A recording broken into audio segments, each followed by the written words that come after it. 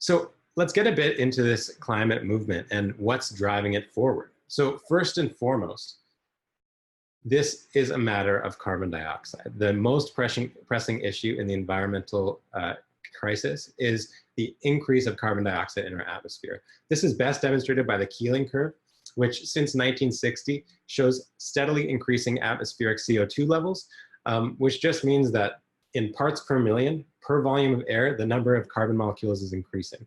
And what's important to show about this is that you may have seen the hockey stick curve where all of human history is a steady line and then there's a big uptick at the end. The Keeling curve is that last uptick segment, a steady increase since we began taking real recordings of this. And what this drives is this average rise in global mean temperature. And so throughout the year, of course, temperatures fluctuate, climate fluctuates, but the net position is an increase in heat. So what happens when we have this increasing CO2 in the atmosphere is that it causes the greenhouse effect, where solar energy is allowed to hit the earth and is not allowed to radiate off. And so we're increasing in net heat and net energy on the earth. And so what we're seeing is since pre-industrial levels in the 1880s, when we began taking these records, the global average temperature has risen 1.1 degrees Celsius.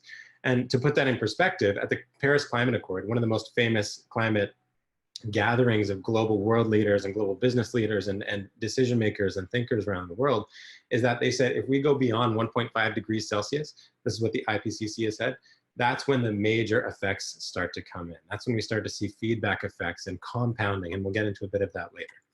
On top of that, 5 of the warmest years on record have been the last 5 years. So just in itself, that's something that's worth considering. And on top of that, in the past 22 years, 20 of the warmest years have occurred. So there have been some anomalies, and you can say, okay, there's 2 years, but overall, the trend is pretty clear. The Earth is getting hotter and extremes are getting more extreme.